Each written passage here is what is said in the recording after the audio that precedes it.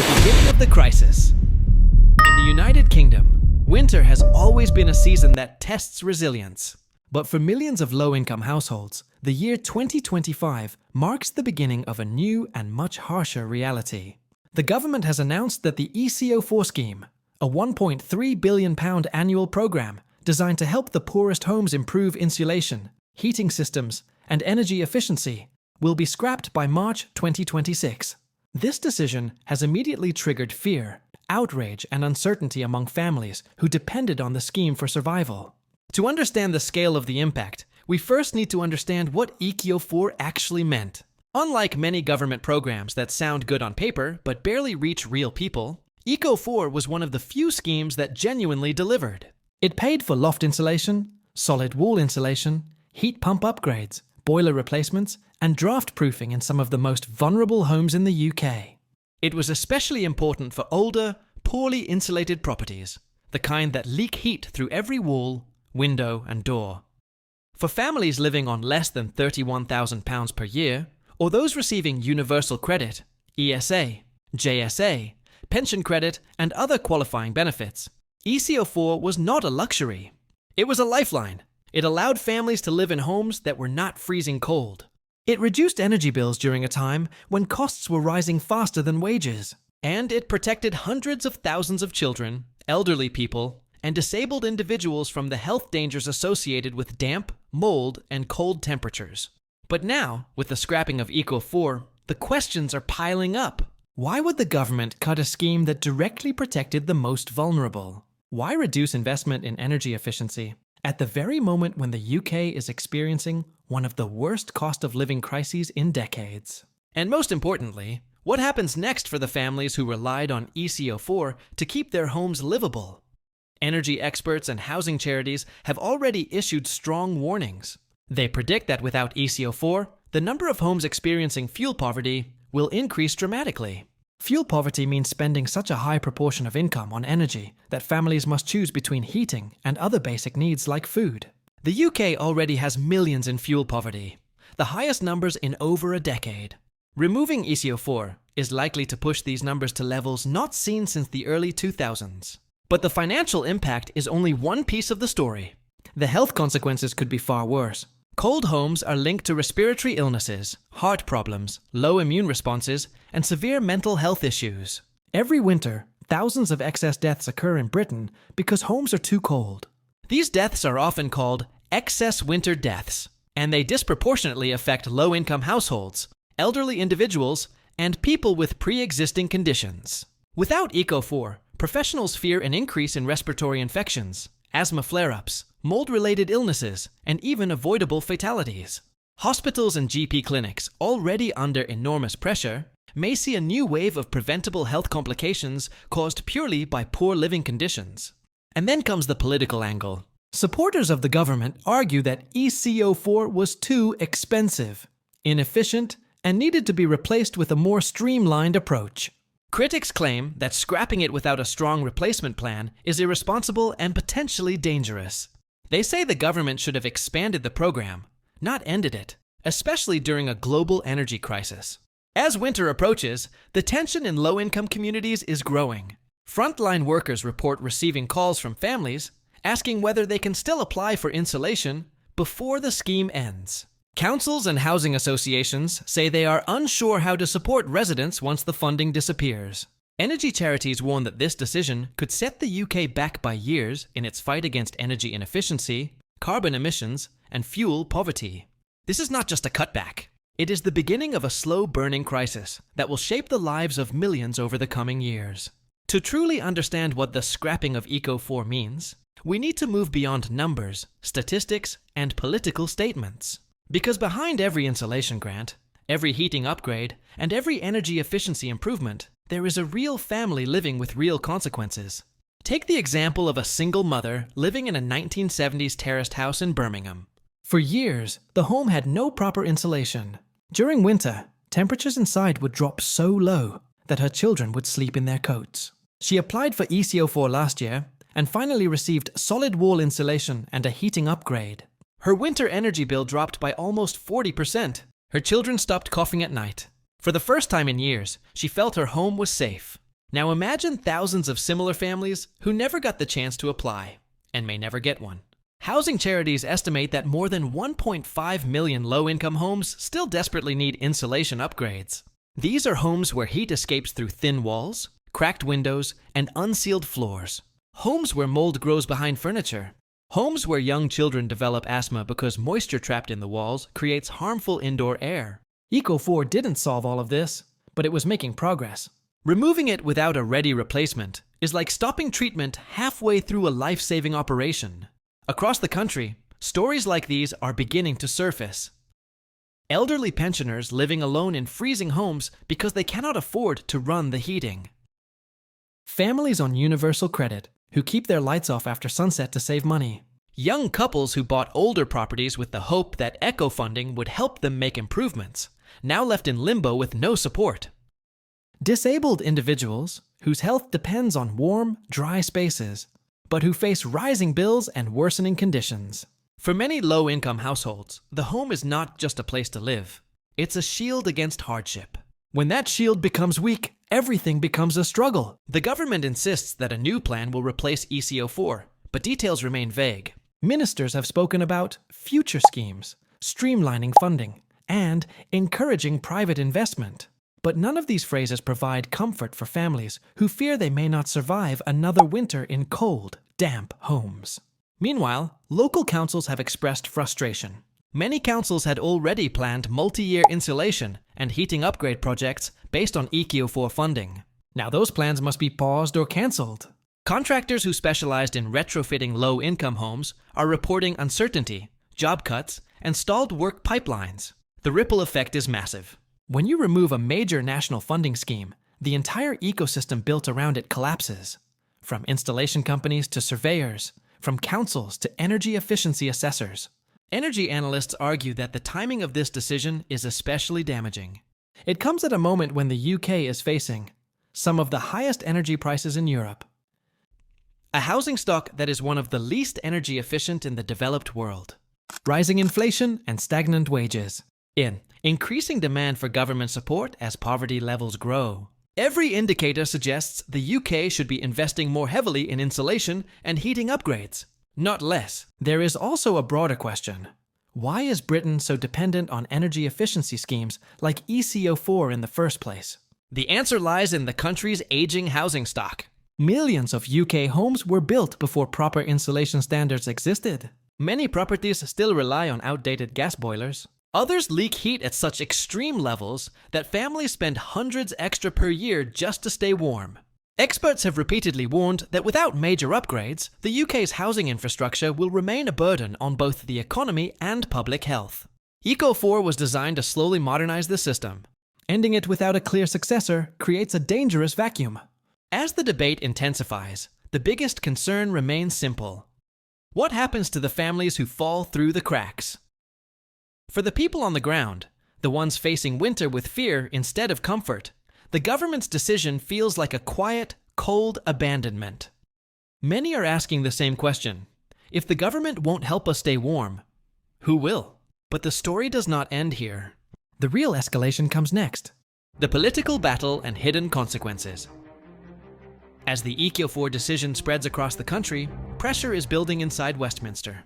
Politicians, journalists, and policy experts are all weighing in, but their arguments reveal a much deeper conflict, one that goes beyond insulation, heating, or energy bills. This is a clash between short-term political strategy and long-term national survival. Supporters of the government frame the scrapping of ECO4 as a necessary budget correction. They argue that the scheme was too costly, too complex, and failed to deliver upgrades quickly enough. Ministers claim the UK needs modernized, market-led solutions, hinting at private investment, new technology, and future funding models. But critics, including opposition MPs, housing organizations, and environmental groups, see a very different truth. They argue that ECO4 was one of the few national programs that actually worked, especially for low-income families. They accuse the government of prioritizing political optics and cost-cutting over human welfare. Some even go as far as calling it a cruel and calculated retreat, especially during a cost-of-living crisis. Behind the political noise lies a quieter, more worrying reality. the long-term damage this decision could cause to the UK's energy future. The UK has committed to ambitious climate goals, including reaching net zero carbon emissions by 2050. But nearly 1/3 of the country's emissions come from heating buildings. Without schemes like ECO4, the UK risks falling off track, forcing future governments to spend even more on emergency measures. Energy economists warn that the scrapping of ECO4 could lead to higher national energy consumption, increased carbon emissions from inefficient homes, delays in the transition to heat pumps and modern heating systems, greater reliance on gas during a time of geopolitical uncertainty. In other words, ending ECO4 saves money today, but may cost the UK billions tomorrow. However, the political consequences do not stop at energy policy. The decision is also widening the social divide between the wealthy and the poor. Middle and upper income households often have savings, credit access, or government-backed loans that allow them to upgrade their homes independently. Low-income families do not. This decision effectively creates two Britons. A Britain that can afford warmth, insulation, and modern energy systems. And a Britain that must endure cold homes, mold, and rising bills with no outside help. Charities describe this as a heating inequality crisis, a silent but powerful force that shapes a person's health, finances, and future. Children living in cold homes perform worse in school. Adults in damp properties are more likely to face chronic illness and mental health struggles. Elderly residents face the highest danger of all. Every winter, the UK sees thousands of excess deaths caused by cold homes. Without ECO4, experts fear these numbers could rise sharply. Meanwhile, landlords, especially those with older rental properties, face their own troubles. Many were relying on ECO4 to meet minimum energy efficiency standards. Now, without support, some warn they may be forced to raise rents, sell properties, or avoid upgrades entirely. This could increase eviction rates, reduce the supply of affordable housing, and further destabilize the rental market. Local councils, already stretched thin by budget cuts, are now scrambling to find alternatives. But without national funding, their hands are tied. Some councils have already paused energy efficiency projects. Others warn they cannot help residents at all once ECO4 officially ends. The public reaction has been strong. Protests, online campaigns, and petitions are growing. Newspapers publish daily stories of families struggling with rising costs. Social media is filled with videos of condensation running down bedroom walls, mold growing behind beds, and parents explaining why they cannot afford to turn their heating on. Inside Parliament, pressure mounts. Debates grow heated. Some MPs demand immediate replacement schemes. Others argue the government must extend ECO4 for at least 2 more years. Yet the uncertainty drags on. While politicians argue, ordinary families wait. They wait for answers. They wait for help that may never come.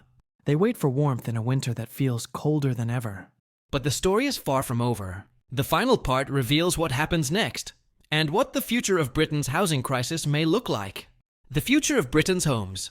What comes after ECO4? The scrapping of ECO4 is not just a policy change. It is a turning point. It forces a new question onto the national stage.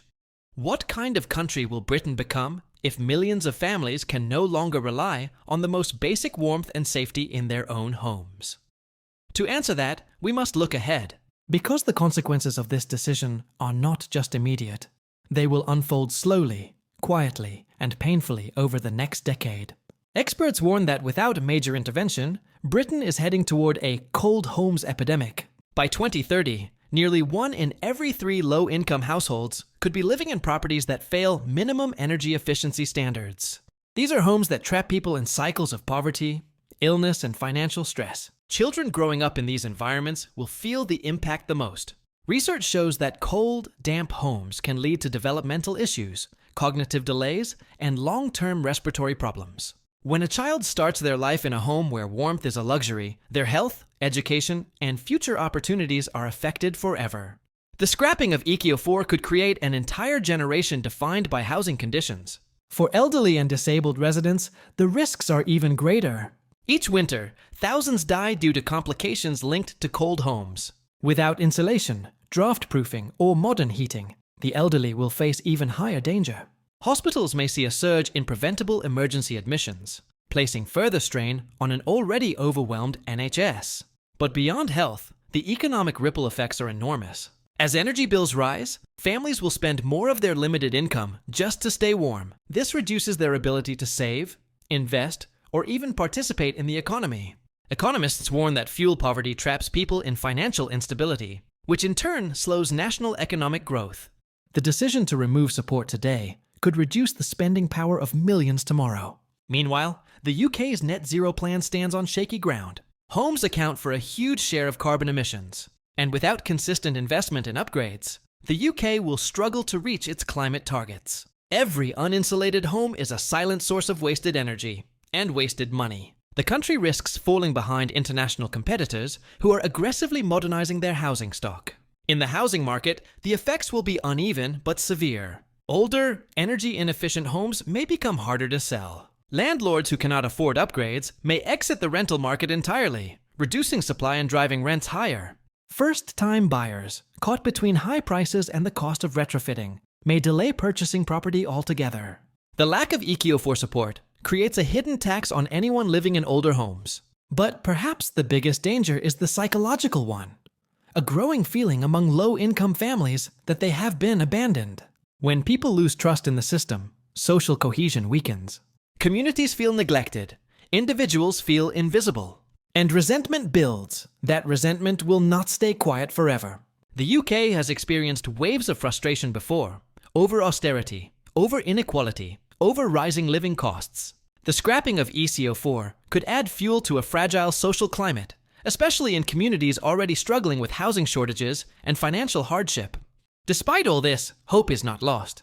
A growing coalition of charities, housing groups, climate organizations, and local councils is pushing for a stronger replacement for ECO4. Some MPs have proposed emergency stopgap schemes to prevent the worst winter impacts. Others argue that the UK must create a new national housing modernization plan, one that upgrades millions of homes over the next decade, similar to large-scale housing programs seen in Europe.